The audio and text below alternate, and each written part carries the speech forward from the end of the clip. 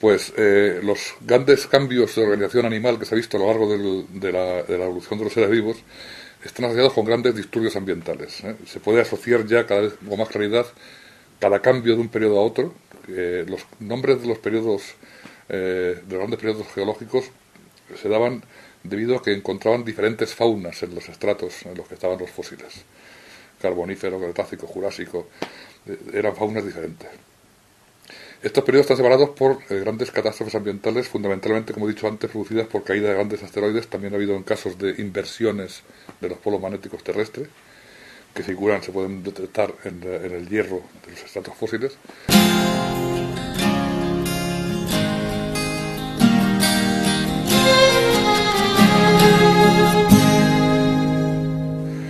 Entonces, la segunda gran catástrofe fue el invento del señor Dawkins, que dijo que los genes eran por naturaleza egoístas.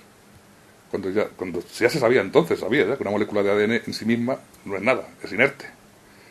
Y que los genes competían unos por otros, y que luego que apareció un gen y que luego se creó una membrana él por su cuenta y competía con otros genes. Ya empezaron a competir en el agua, unas moléculas compitiendo, una cosa demencial. Y que... Pues el señor era científico. Era zoólogo, sí, pero era sobre todo darwinista.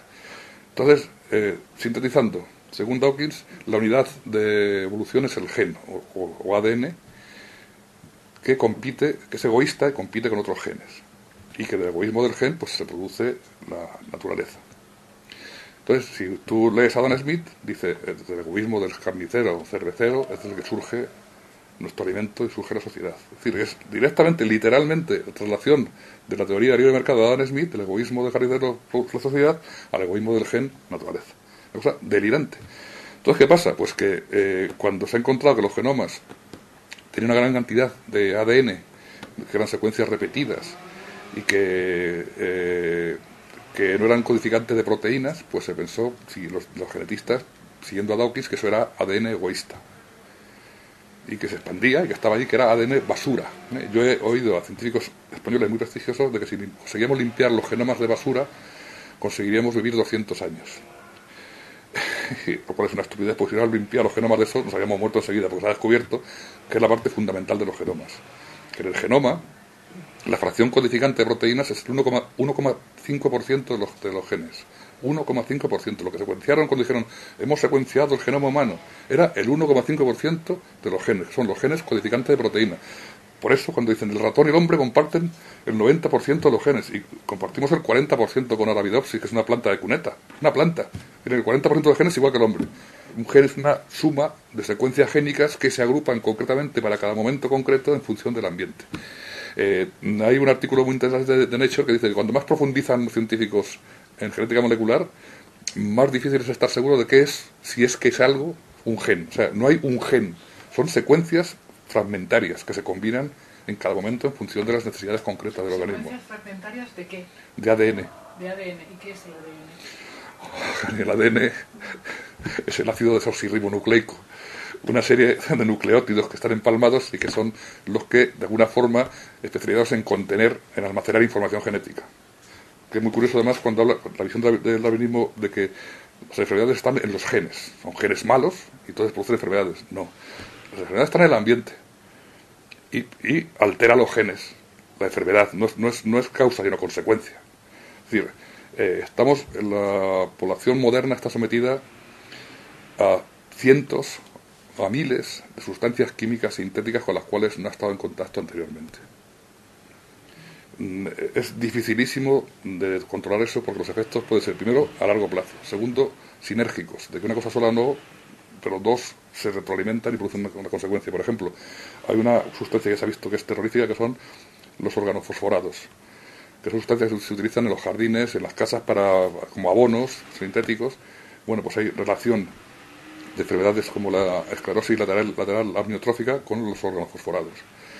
Es decir, comemos cosas de grandes supermercados, que no sabemos dónde vienen y que han estado fumigadas con montones de cosas. El glifosato que emplean para los transgénicos es súper tóxico, se ha visto. Estamos sometidos a radiaciones electromagnéticas, a radiaciones de rayos X. Es decir, es falso que la enfermedad sea un fenómeno que esté en los genes, que sean genes malos. Después de producirse esa alteración, se ve que hay genes alterados, pero no porque sean malos en sí, ni que hayan mutado al azar, sino como respuesta al ambiente.